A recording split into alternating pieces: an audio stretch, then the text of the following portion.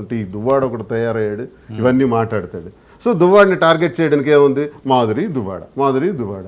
నా personal life అయ్యా, మీకేంటి సంబంధం?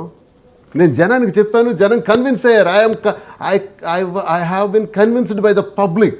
Who are you to comment me? 70% of people నేను చేసిన నా జీవితంలో జరిగిన ఈ కోణాన్ని కన్విన్స్ అయ్యారు కాబట్టి మా వ్యాపారం బ్రహ్మాండంగా నడుస్తుంది.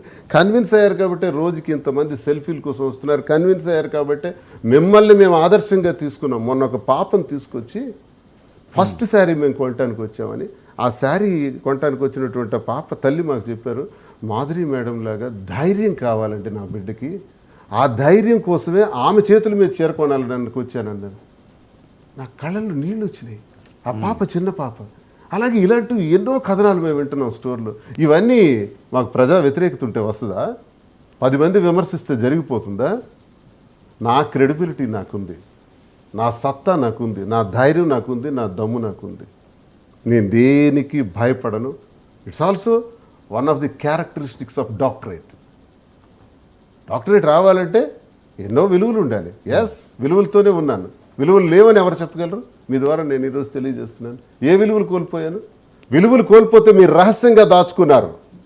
విలువలు కోల్పోయిన పరిస్థితి వస్తే నేను బహిరంగంగా చెప్పాను. That is my credibility. అది నా ధైర్యం. ఎందుకు?